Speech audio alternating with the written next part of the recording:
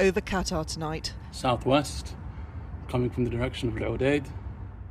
Iran's retaliation. Multiple missiles fired towards Udeid Air Base and US Central Command.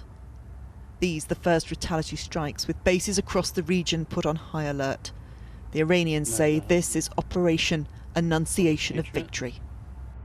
First intelligence suggested imminent attacks on the base the British share with the Americans.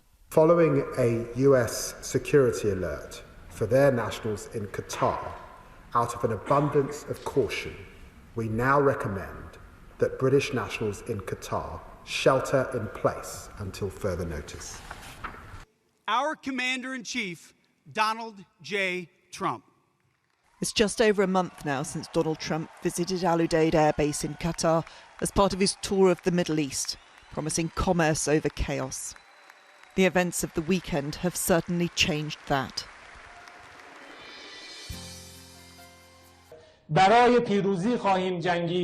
Earlier, Iran had warned retribution would come to the United States and Israel for the weekend strikes on Iran's nuclear sites.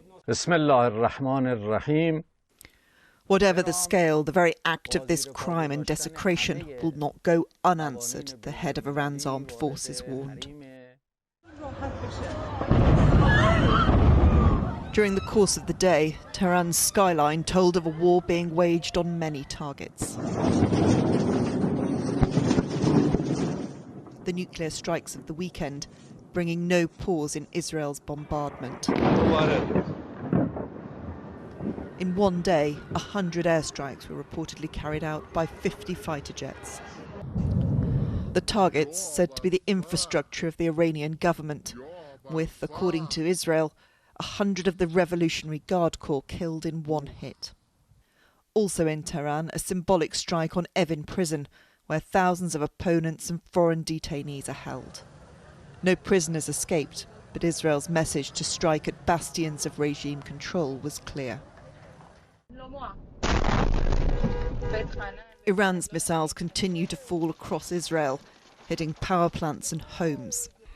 According to Iran's armed forces, these are the strikes of day-to-day war, not retaliation for America's weekend attacks on the nuclear sites.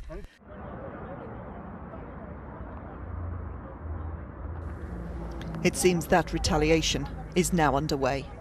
Emma Murphy, ITV News, Iraq. Yes, retaliation definitely seems to be playing out this afternoon, Emma. So what do you make of what we've seen so far?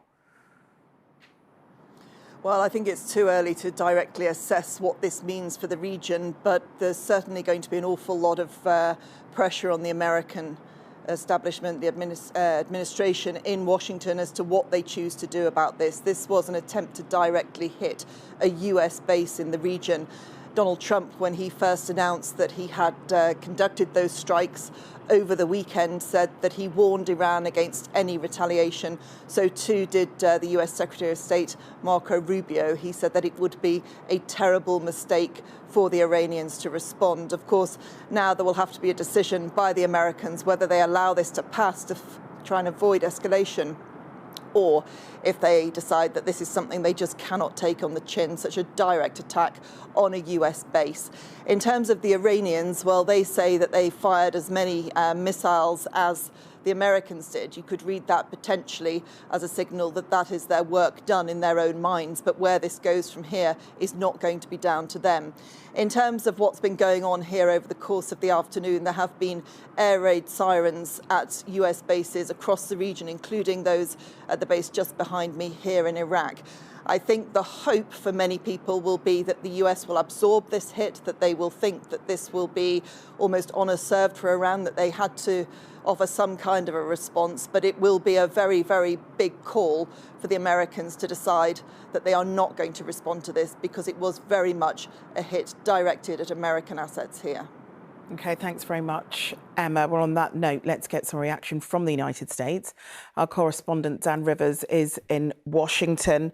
Emma, they're talking about the fact that Marco Rubio said it'd be terrible for Iran to retaliate, and also has saying that it's a big call if America does nothing. So have we had any response from Washington as yet?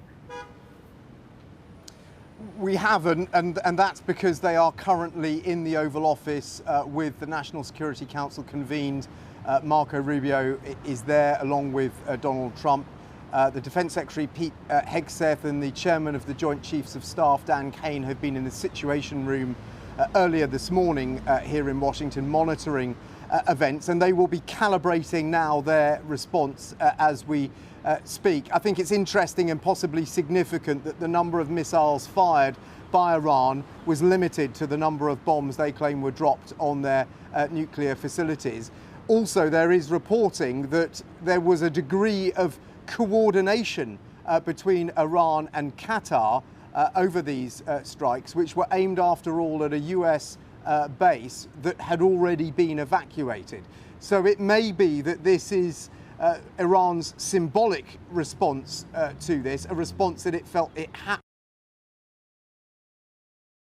to escalate this. Unfortunately, we have technical issues there. We'll see if we can talk to him a bit later on in the programme. But that airbase that he was talking about, which has now been evacuated, is also home to not just American military, but also British military personnel. And Carl Dinnan is at the Ministry of Defence for us. Carl, what have you been hearing?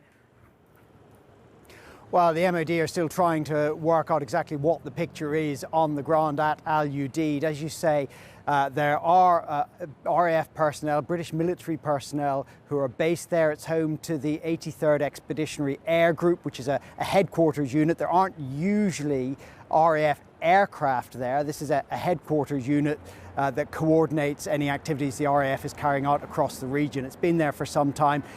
I'm told usually between 30 to 60 personnel there for that unit, and possibly a few others who are attached to the bigger American units there. I mean, the Americans have a lot more people, as many as 10 or 11,000 people normally based at Al Udeid.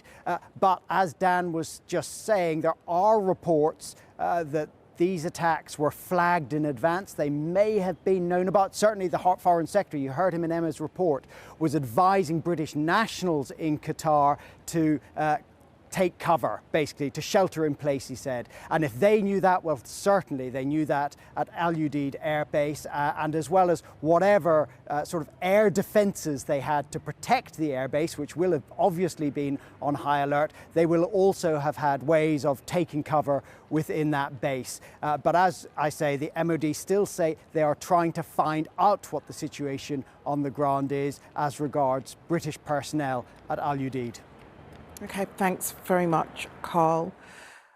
Well, let's look at the situation in Israel. Debbie Edward is in Tel Aviv for us. And Debbie, dozens of Brits have left to be repatriated already, and hundreds are likely to follow. So how dangerous is the situation there? Well, Shireen, we are braced for more Iranian missile attacks. The air raid sirens could go off any minute. We had an alert at 3:30 this morning and then again at 10:30, and we expect that to continue in the hours and days ahead. So for the 63 Britons that have been evacuated on their way back to the UK, they will be breathing a big sigh of relief. Given the security situation, it was an RAF aircraft that took them from Tel Aviv to Cyprus, and then they'll get on a chartered flight back to the UK tonight. That was the first evacuation flight that the UK has organised since this conflict began 11 days ago. We understand that the UK's chief rabbi was among those on board. Alongside him were people who'd been here visiting family, who'd been here on holiday and got caught up in this war with the daily air sirens and missile strikes. For those we spoke to with young children, it has been particularly stressful. And given that escalating situation that Emma was describing in her lead report, many countries in the region have now closed their airspace, but British Airways was already among the airlines that had already cancelled several flights to the region. So a very worrying time for Britons currently in the region. As it currently appears, there are diminishing safe ways to get out.